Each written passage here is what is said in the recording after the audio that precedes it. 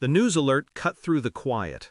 A red banner crawled across the screen. Breaking. Flight 742 lost over the Atlantic. All contact severed. Her flight. My wife's. I fell forward. The breath ripped from me.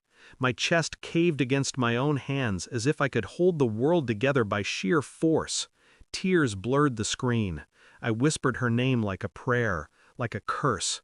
Then, metal scraped against the lock. A key turned. The front door opened, and she stepped in, shoulders slumped, hair pinned back, uniform still creased from travel. I stumbled toward her, half mad with relief. "You're home?" My voice broke into something animal. She looked past me at the screen, at the headline, her face drained of color, her lips parted, but no sound came.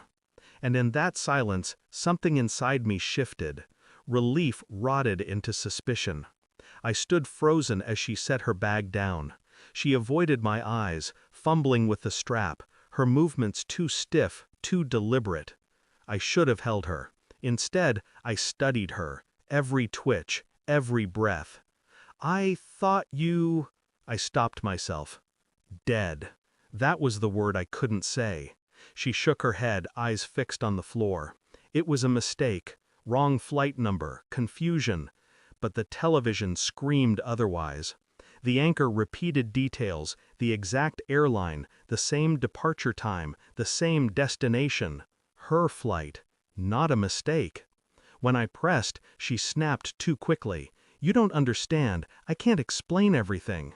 Couldn't or wouldn't.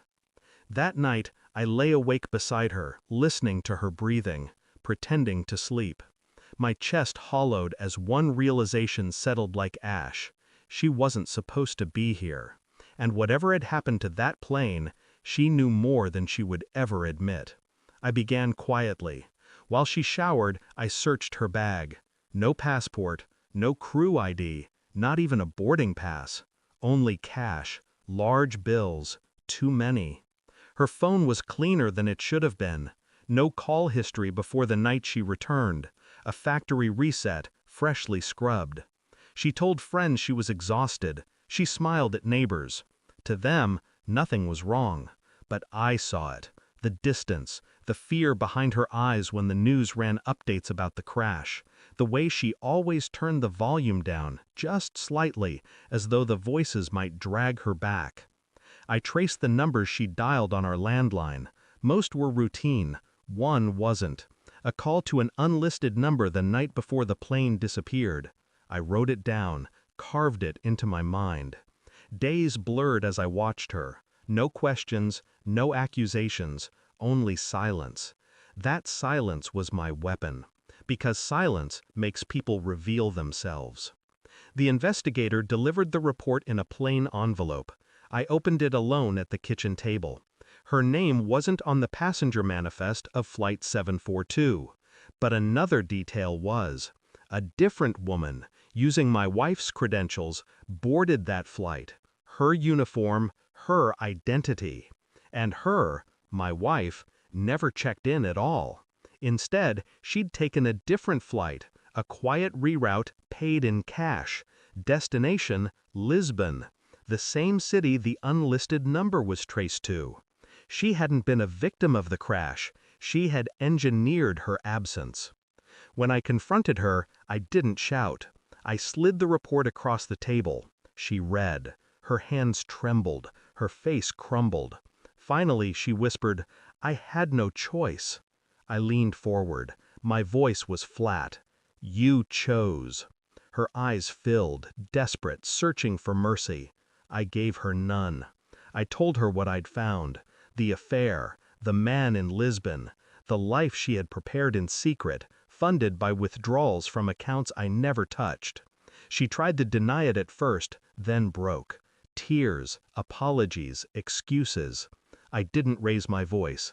I simply listened. And the more she spoke, the smaller she became.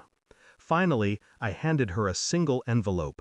Inside, copies of everything. Bank statements, travel records, phone logs.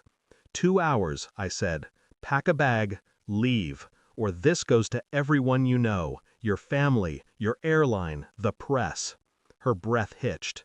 You'd ruin me? I stared through her, cold, detached. You already did that yourself.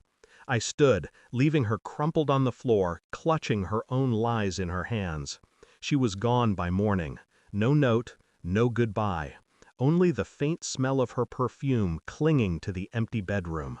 I sat in the silence, watching the news replay images of wreckage scattered across the Atlantic, faces of the dead, names of the missing. She should have been among them, but instead she had chosen to live a lie. I felt no grief, no rage, only clarity. The woman I thought I loved had died long before that plane vanished. The one who walked through my door that night was only a ghost, one I finally laid to rest. And as the morning light cut across the empty room, I understood something simple. Some disappearances don't need oceans. They only need the truth. Thanks for watching. Don't forget to like, share, and comment.